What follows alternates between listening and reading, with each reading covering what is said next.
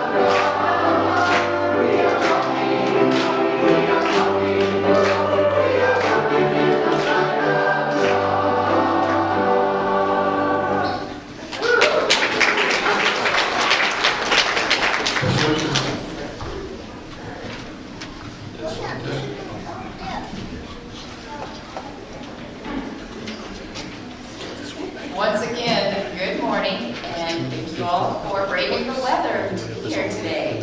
As we begin, please turn off or silence any electronic devices that may disturb the service.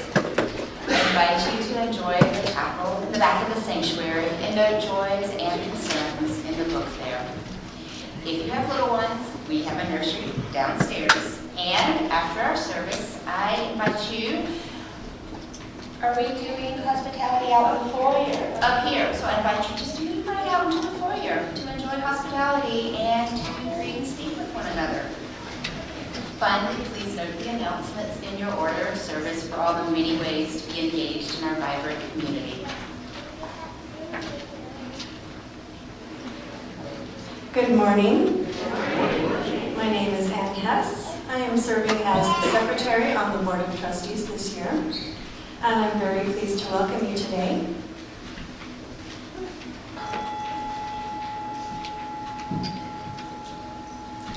Come, come, whoever you are. You are welcome here. No matter your age, your size, the color of your eyes, your hair, your skin, you are welcome here. No matter whom you love, how you speak, or whatever your abilities, you are welcome here. You are welcome here whether you come with laughter in your heart or tears. You are welcome here. If you come here with an open mind, a loving heart, and willing hands, you are welcome here.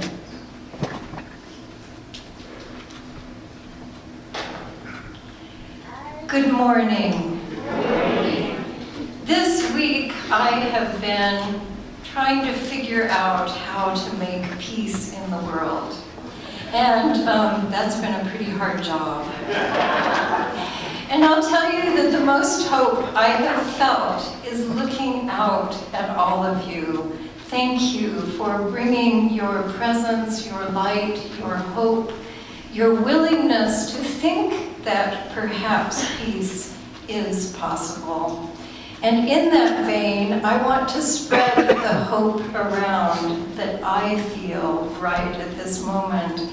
And before we stand in body or spirit to sing our opening song, I want you to turn around and greet each other.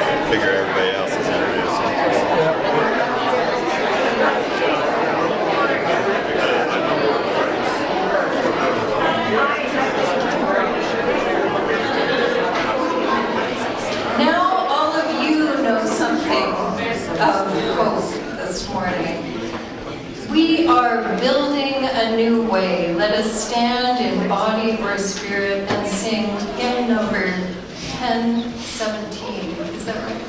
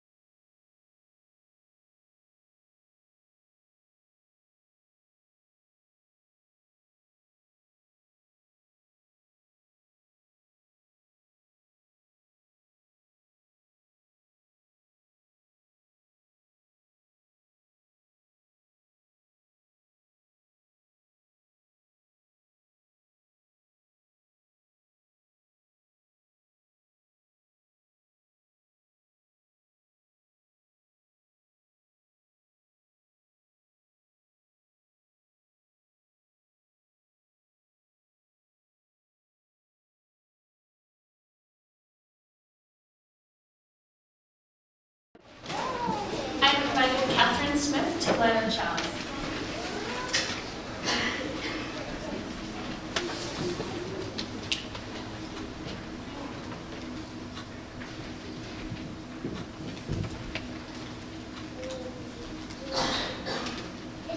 Please join us in saying our chalice lighting words. We light this chalice for the warmth of love, for the light of truth, and for the energy of action.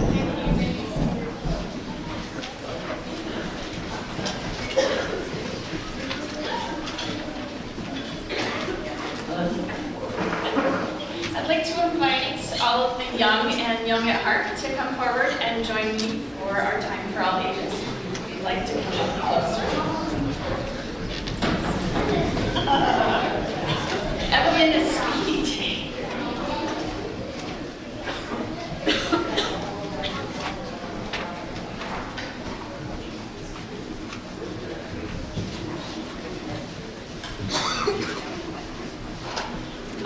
Someone noticed right off the bat that I'm holding a game that has a cat on the front. Yeah, you saw it the whole time, I'm sure. Someone just mentioned it, so what a good segue, because here we go. So this is a cat. This is a game called Kitten Caboodle. Kitten Caboodle. Now this is the favorite game of my nieces and I when we go to my dad's house, their grandpa's house. And the point of the game is to adopt the most cats. So it's the crazy cat lady game. That's the am I'm known as, is the crazy cat lady. And there's a bunch of kitty cats in here. And it's one of those games where you are trying to collect the cards to get the kitty cat that you want, right? There's some beautiful cats, there's some Siamese cats, there's some tabby cats. What's that? How do you even open it? Oh.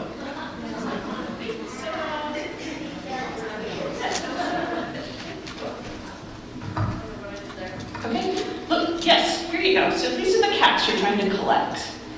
And for some reason, when I play with my nieces, all of us want to adopt Jade. Jade, the Siamese kitty cat. Now I want to adopt Jade because this is what my cat at home looks like. But my nieces, I don't know why, they love this one the most. And every single time we play, one of us doesn't get Jade. At least one of us. Sometimes two. And it's also one of those games where it seems like one person always gets all the cats. Everybody else is left with no cats. And you know, it's really hard to deal with sometimes. It's kind of frustrating. Do you ever feel frustrated when you can't win? When you can't get what you want? Does that feel frustrating to you? Yeah. So have you ever heard this phrase? I want you to raise your hand if you've ever heard this phrase. Life isn't fair. Have you heard that phrase before? Right? Right? So that's what my one niece said to the other yesterday when she started to cry when she didn't get Jade. She said, well, life isn't fair. Well, you know, what do you do about that? What do you do about that when life isn't fair? What do you do? Exactly. Evelyn did it just right. You shrug your shoulders. You go, life isn't fair. Right? Sometimes you can't get what you want. Right? Well, there was a wise teacher once who thought that, you know, he just refused to just shrug and say, oh, life isn't fair. He decided to try to do something about it, try to change the world. He was a rabbi, and his name was Jesus. Okay? And he said something about life not being fair, and about that wasn't okay with him. And he became a leader, and a lot of people listened to what he had to say. This is one of the things he said several times in the books we have that tell us about his life. He said this many times. He said, the last shall be first, and the first shall be last. What does that mean? Seems kind of mysterious, doesn't it? What do you think?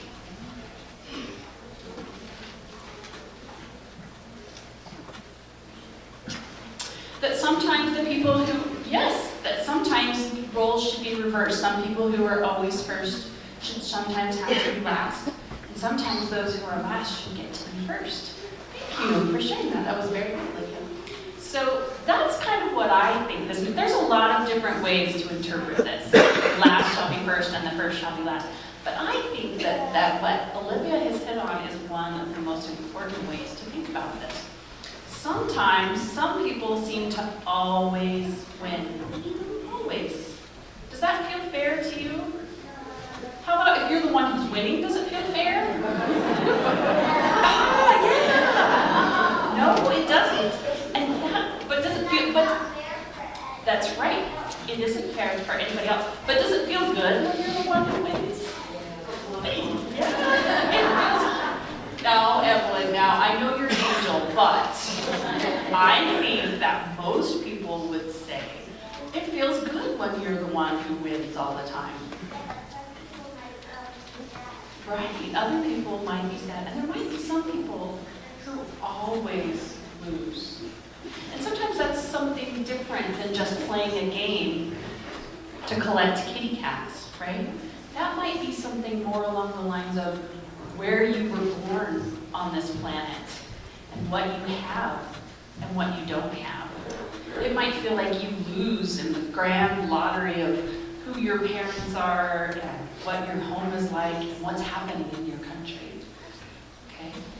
And that's why I wanted to share this message from Jesus with you, because I think this is the first step in understanding what it means to be someone who's working for fairness, justice, and peace. Like one of our 7, have you ever heard that before? Justice, equity, and peace. Compassion and human relations. Any of those things? Okay. Well, they happen to be one of the big 7 reasons why we're here. It's one of the 7 principles. So I wanted to share that with you to think about, and for those of you who are staying up here to listen to Reverend Patty, to think about that as some context for what she's going to talk about. And for us always to remember that when we're the one winning, sometimes we need to think about the people who aren't winning. Now, you'll all just join me downstairs. Go ahead for Sunday school.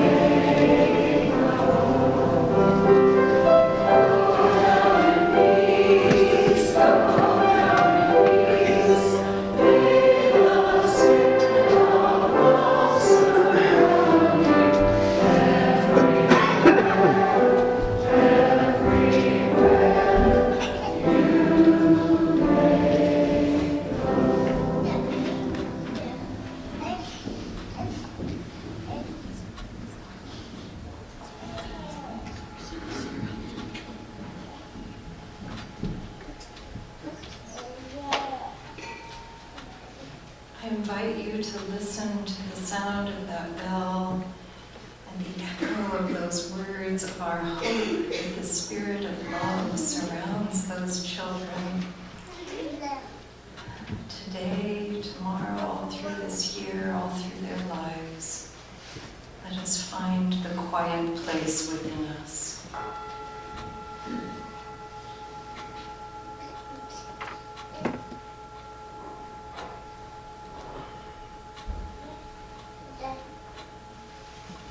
I invite you to consider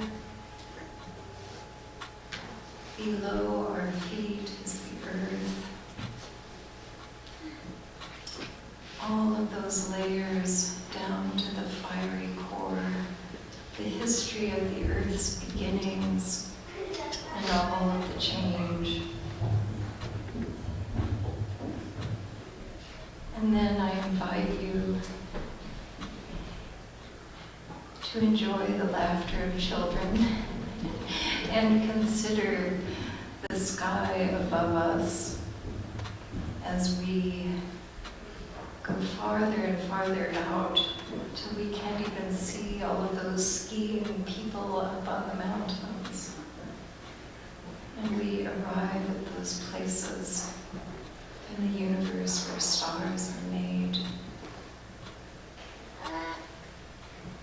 And then we look back at this earth that has moved astronauts by the mystery of its beauty. We come today, as we do all days, carrying the joys and sorrows of our lives and of the life of this amazing earth. Today, we carry with us the death just a few hours ago of Lori Quigley's brother-in-law, who is married married to her sister who is deaf, and there is considerable pain and loss. He was her link with the world, so this is a huge loss in their family. Also, Casey, who underwent surgery this week, who seems to be recovering well, but still not well enough to brave the ice. And Connie, who is home now and struggling with her new difficulties of moving in a wheelchair until she recovers. We also hold this earth. We hold this country. We hold all that is in our hearts. As we did last week, I invite you to make a sound, reflects the sound of your heart, even if last week. And I also invite you to bring the names of those. I always carry with me because that was one of our favorite places we voice into this place.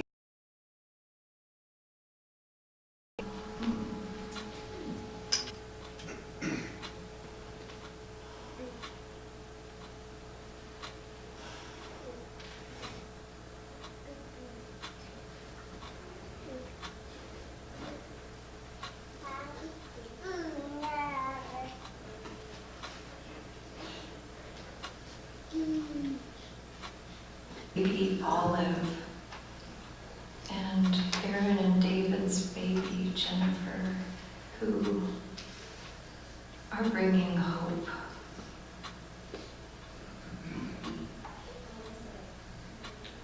And all of the other babies whose names I don't know yet.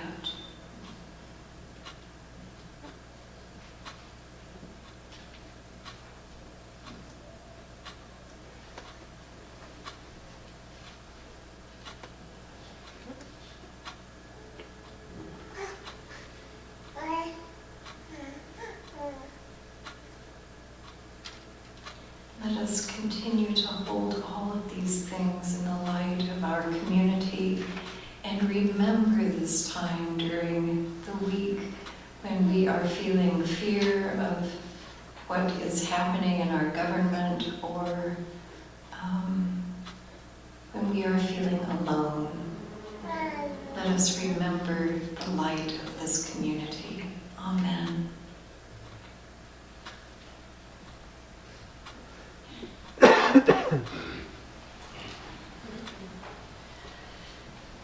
Today's offering will be shared with the Ocheti Shakaran Camp, a unified encampment of water protectors dedicated to protecting critical resources from the Dakota Access Pipeline.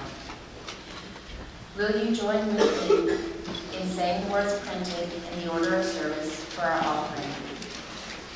We are the church. We are its hands, its heart, its voice. Together we share in the wealth of this community and sustain it with our gifts.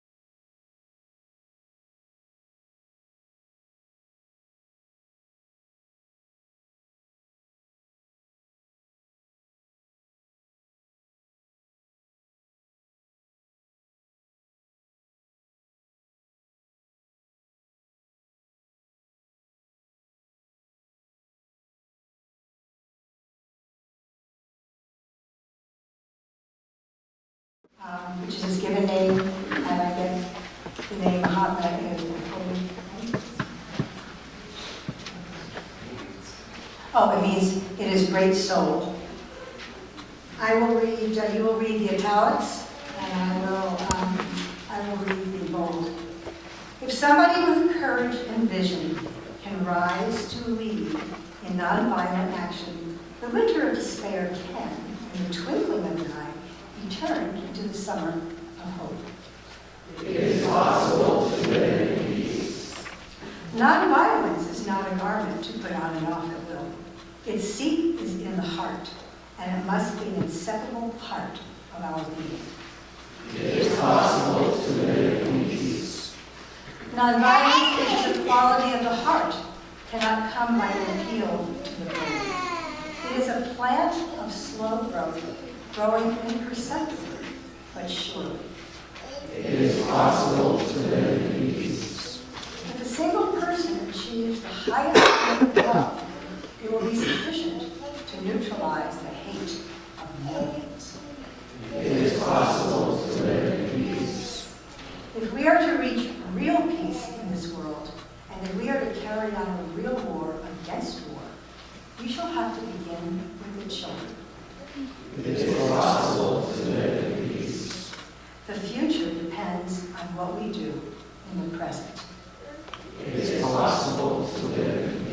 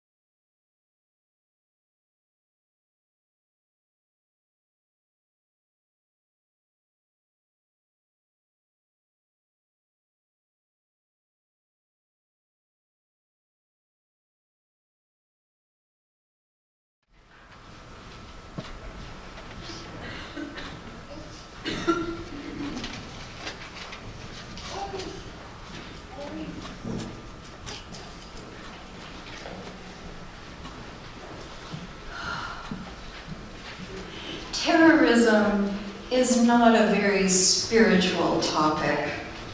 I wondered how many people looked it up and thought, I don't want to go through that ice to hear about terrorism. And yet, terrorism looms around us, one of those unspoken elephants in our lives.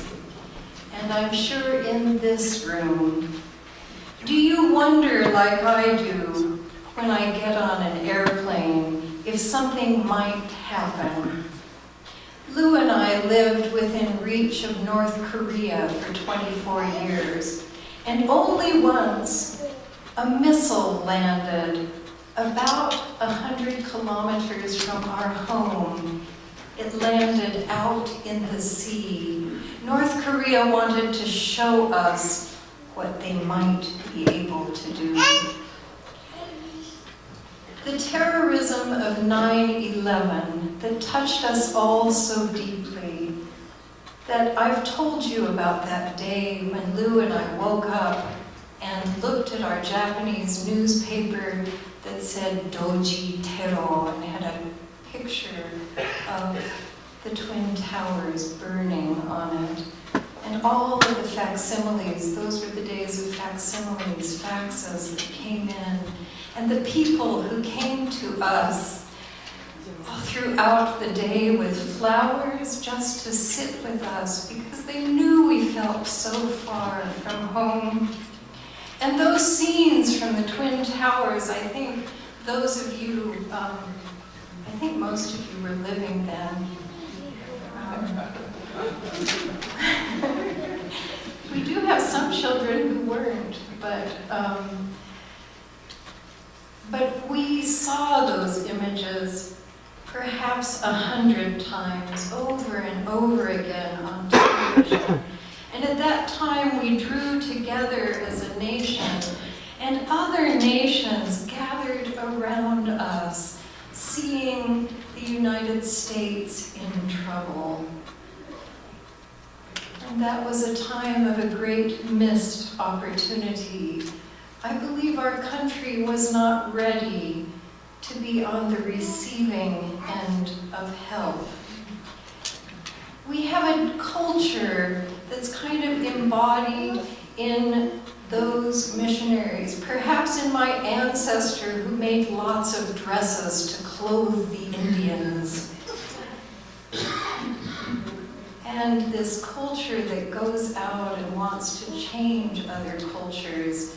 I love the part in Walden Pond when Henry David Thoreau said that not in these words, but one of his worst enemies were the church ladies who would come to him horrified by the way he was living out in the woods by Walden Pond, and probably want to fix up his little house and give him something better to eat.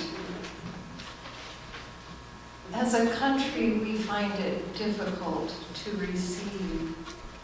And since that time, in great part due to our reaction against that event by invading countries and occupying them, establishing a very strong military presence in countries, and this is my opinion, where we had no business going. And since that time, suicide terrorism has continued. And now the very fear of it is being used as the basis for proposing that we register all the Muslims in our country. This week I've been reading a marvelous book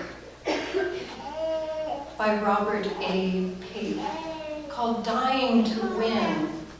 It's about suicide terrorism in particular. It's one of those books that Lou looks at me with that funny look, like, why do you want to read such a book?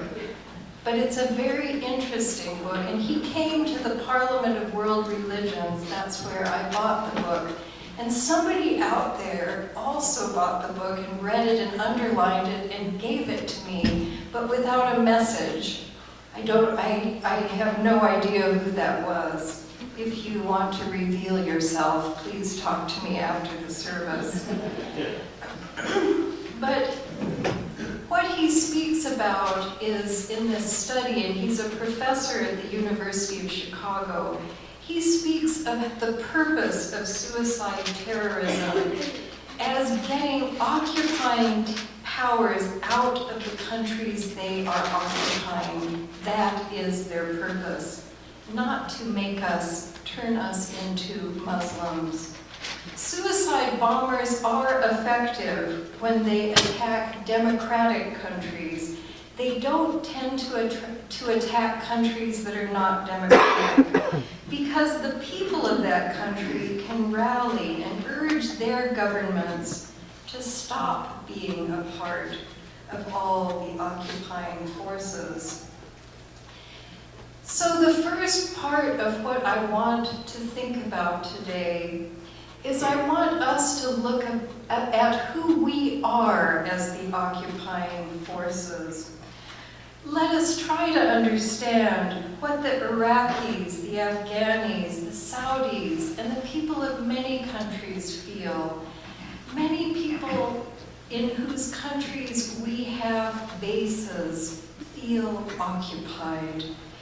Many Japanese actually feel occupied still because of the large military presence we have in Japan. What do they see when they look at us? Who are we as Americans? Having lived out of this country most of my life, I have a pretty good picture of what we look like as Americans.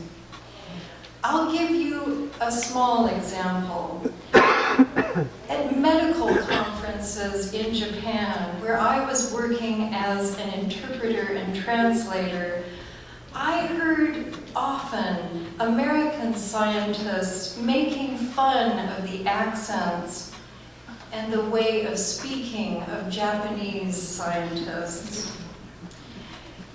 And very interesting that there was an Indian American scientist who was there, Dr. Reddy from University of Michigan. And he asked those scientists before I could, he said, I wonder what it would be like for you to give your papers in Japanese. And there was a kind of a laughter, embarrassed laughter. But there have been, I have seen that happen over and over again in the world. I think I told you of the story of when we were in Hong Kong and this big cruise ship was walking, these people, Americans were walking through this market, and this American woman went to a little Hong Kong girl who was obviously a citizen of Hong Kong and said to her, I bet you'd like to come home with me.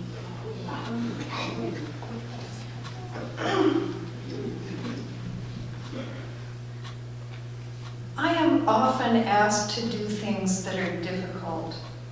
One of the things I was asked to do that was one of the most difficult things was I was called upon by an organization of religious people against torture to write an editorial.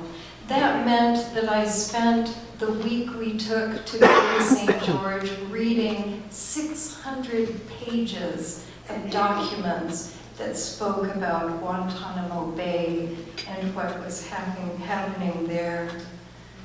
The photographs that many of you have seen of Abu Ghraib, how many of you, does anybody not know about Abu Ghraib? Do I need to explain about it? Well, you can look it up on your phone. Because I was looking that up yesterday as well. But those photographs of Abu Ghraib show the face of the American occupiers, because those photographs were seen over and over and over and over and over again, just as we saw the Twin Towers fall. Those images of cruelty and disrespect wrought by our soldiers are overlaid with the beheadings of ISIS. What we are sowing in the world, we are reaping. ISIS, Al-Qaeda, often speak of us as the Crusaders. And lucky for you, I studied the Crusades. But I'm not going to tell you about that right now. I'm going to tell you about meeting somebody in Istanbul who told, he was working at the hotel where we were staying, and he said to me, he said, I'm a Byzantine Christian. And then we talked a little bit about what that was, and that meant that his family had been Christian since the time of Constantine. We're talking 4th century. And his family had lived in Istanbul. And the story he wanted to tell me was about the Crusades, which his family still remembered. It was a story they told. When the Crusaders came to Constantinople in 1204, those Christian Crusaders killed Byzantine Christians. Blood flowed in the streets of Istanbul, he said, as if it had happened yesterday. That is the history, and then we are called Crusaders. And I think that that comes because we are not just trying to, that we have a deeper agenda, like that woman in the Hong Kong market. We have a strong sense that what we have would be really good for everyone. Have you ever had a friend like that who thinks that the way she does things is a much better way? I was blessed in having a grandmother like that, who tortured my mother, my poor mother.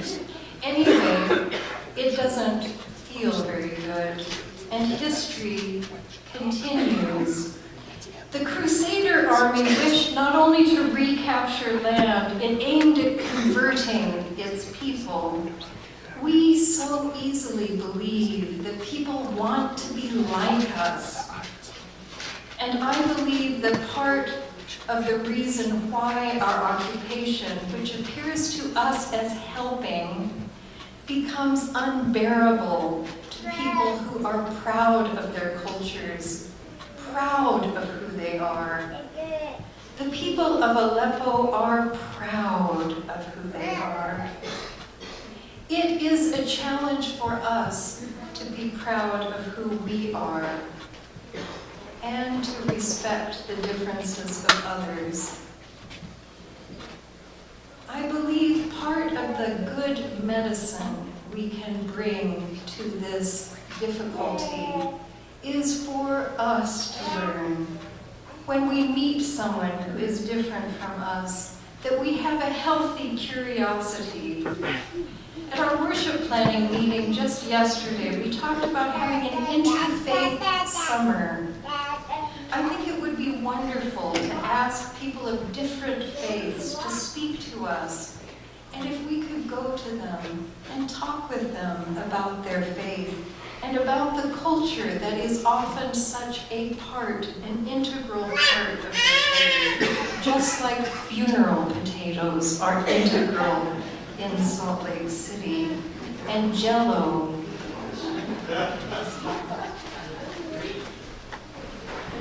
And what? Green Jell-O. We reap what we sow. Another fact of our life on this planet is that no matter how many times our lives are saved, we will die. Terrorist attacks like airplane crashes are frightening, and they are highly unlikely. Because this helped a member of our family become accustomed to being on many airplanes, I want to give you some facts about suicide terrorism, which is being used now to make us feel willing to register Muslims. In the United States, an individual's likelihood of being hurt or killed by a terrorist, whether an Islamist, radical, or some other variety, is negligible. You are more likely to die at the hands of terrorists. You are no more likely to die at the hands of terrorists than to be crushed to death by unstable televisions and furniture. This is in the New York Times. Even after the Paris attack, where 130 people died, roughly 3 times the number of French citizens died on that same day from cancer. We are being encouraged to fear because our fear can justify huge investments in the military and the invasion of other countries. It can justify cruelty, waterboarding, the register of Muslims, as it did the incarceration of Japanese. I encourage all of you to read the articles in the National Geographic site that speak about what happened leading up to Pearl Harbor, the racism that both incited the bombing and made us unable to see it coming. Do you know that we thought Japanese couldn't see well enough or weren't smart enough to be good pilots? And then fear of them. So then we didn't really think that they could do that. So when those signs came that they thought something was happening, people in control thought, oh no, the Japanese couldn't do something like that. And then fear of them caused us to incarcerate people of Japanese ancestry who were loyal to this country. And in the process, we made many of them hate this country. I hope that we can travel to Topaz in March or April. And actually, I wish you could get there before January 14th, because there is a fabulous art exhibit of the art of Topaz. They made an art school there, and the artwork is an incredible celebration of their resilience. Now, 75 years later, after we began calling those Japanese Americans out of their homes and sending them to these impossible places, and you must go out and walk that place that was Topaz. Once again, our racism and lack of understanding could lead us to doing great damage to the human rights of Muslims who have made a home in this country. And doing so, we would be creating more and more people who would be willing to put their life on the line as suicide terrorists and kill us. The focus of the coming government on the danger of migrants and Muslims is a blatant cry of squirrel. It keeps us from looking in the mirror at the real danger of our racism and our addiction to personal weaponry.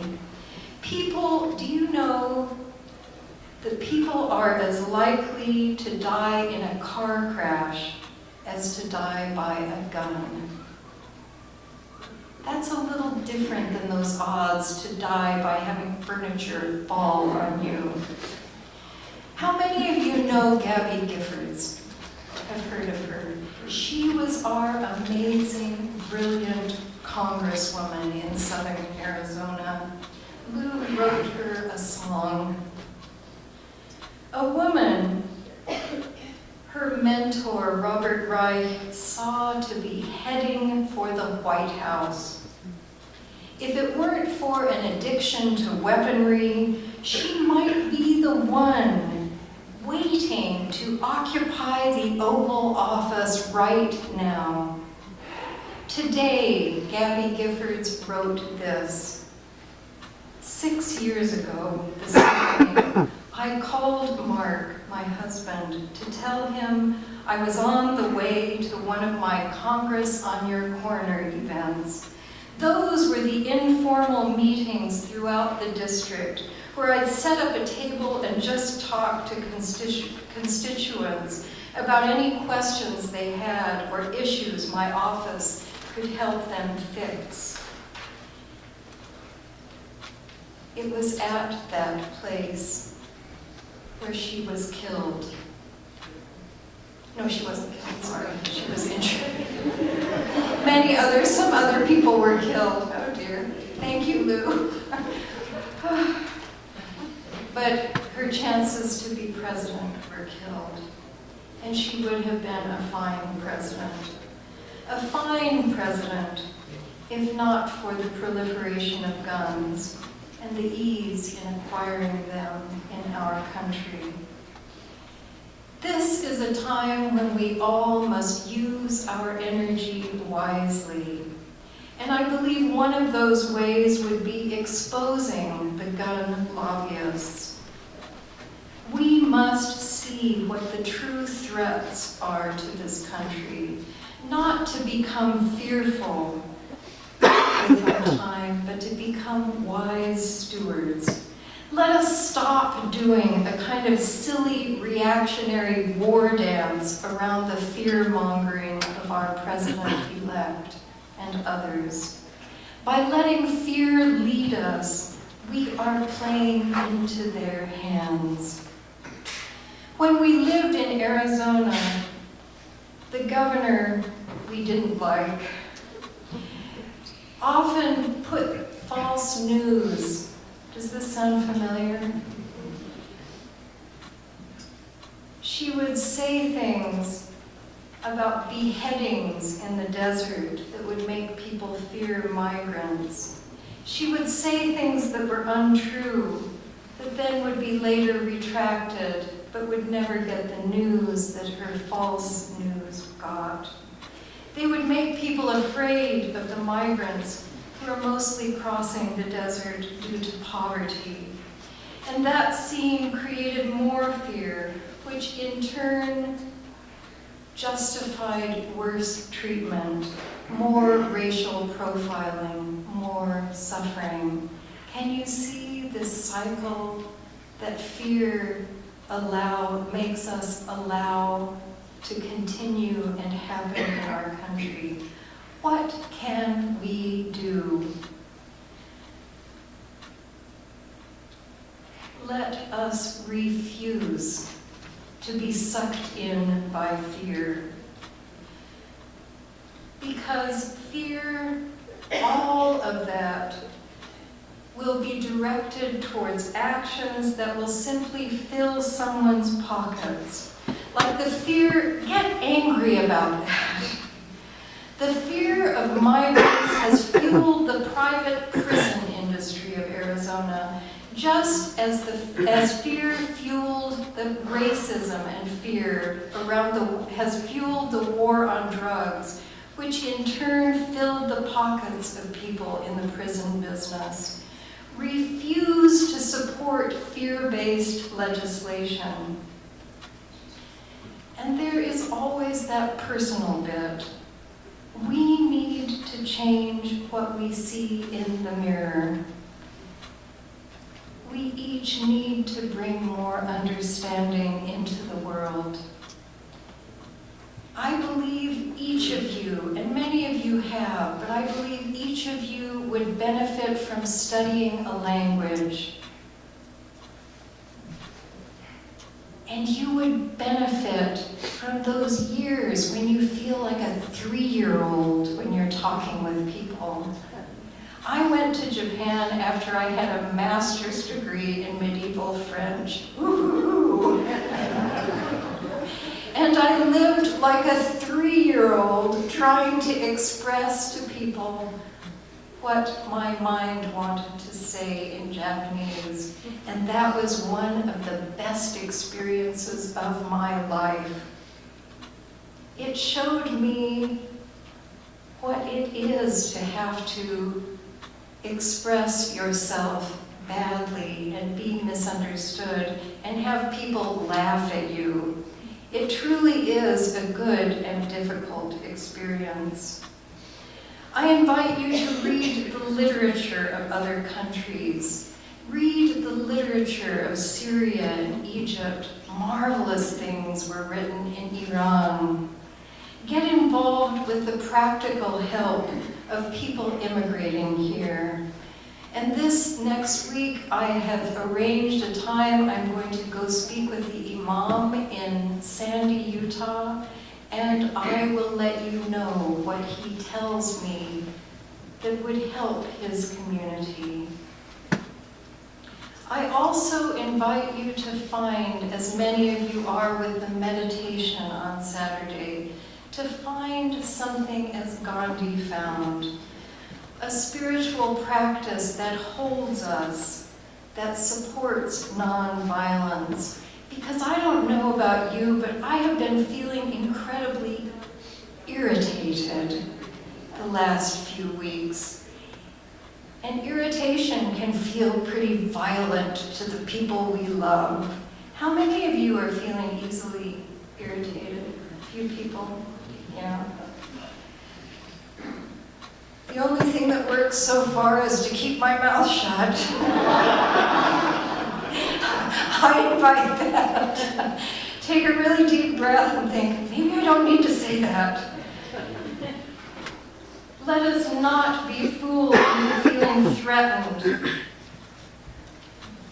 so that we increase the military spending and presence that will lead to more terrorism. And let us each sow goodness whenever we can by letting people in on the freeway. All of those things will come back to us, just like the bad seeds we sowed are coming back to us. The good seeds will come back as well. And if this coming administration decides to register Muslims, I hope that you come with me to be registered too. As Mahatma Gandhi said, it is possible to live in peace, a lively peace full of hard work and laughter and irritation, a whole work of training ourselves not to chase squirrels. On January 20th, join us. We're going to have a concert to inaugurate hope, peace, and justice. For as my friend Vanetta said, when I wanted to have a vigil for peace around the time of Ferguson, she said, and justice too. We don't simply want to quiet ourselves, but we want to find hope and a way to bring justice. Are you all ready? Yes. Yes. Oh, nice. Thank you. There's going to be a lot for us to do. As Mahatma Gandhi said, as he was struggling against the occupation of the British, and you can't even imagine how much that beautiful man underwent the racism of the British Empire. To be the non-violent man who stood for peace and brought it, the journey that he went on so that he could say, and I invite you to come on that journey so that we can say, it is possible to live in peace. I invite you to say that again with me. It is possible to live in peace. Amen, and may it be so. I invite you to stand in body or spirit, and we will sing from the gray hymnal, number 162. I'm going to lay down my sword and shield.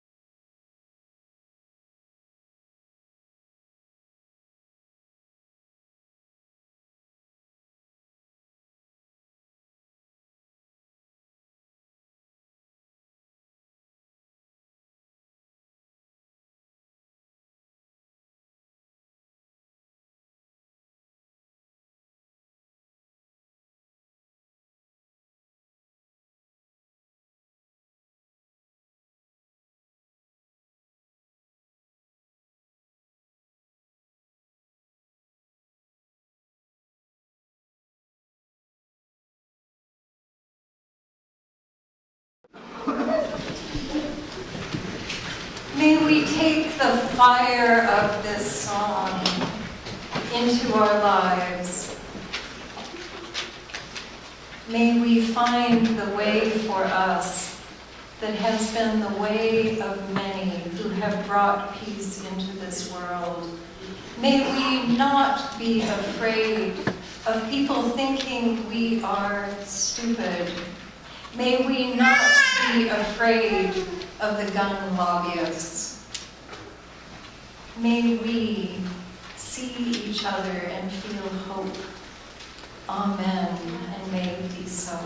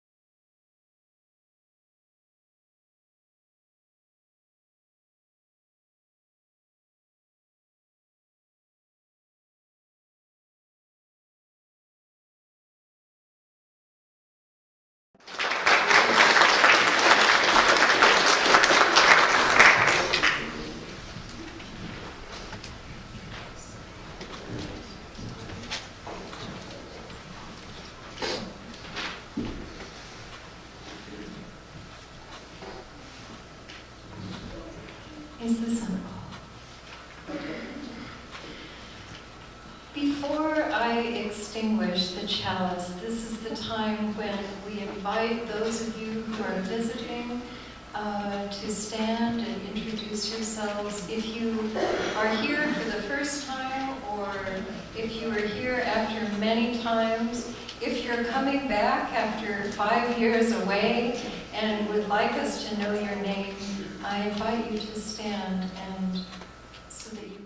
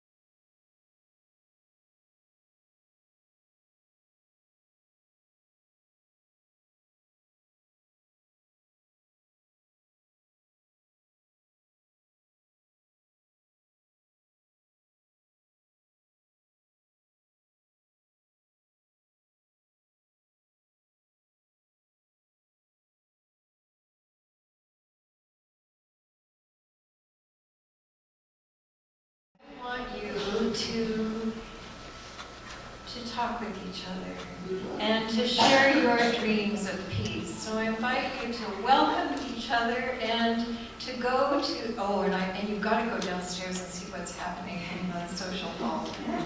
If anybody wants to help, let me know. And we're having a new to UU class after, at around, 12:30? At around 12:30. And Karen is the one, so look for her. I'll be downstairs with a sign, to show you where we're going to be. So before you talk of your dreams of peace, as you are thinking of them, we will extinguish the chalice with these words. May the love which overcomes all differences, which heals all wounds, which puts to flight all fears, which reconciles all who are separated, be in and among us, now and always, and even after January 20th.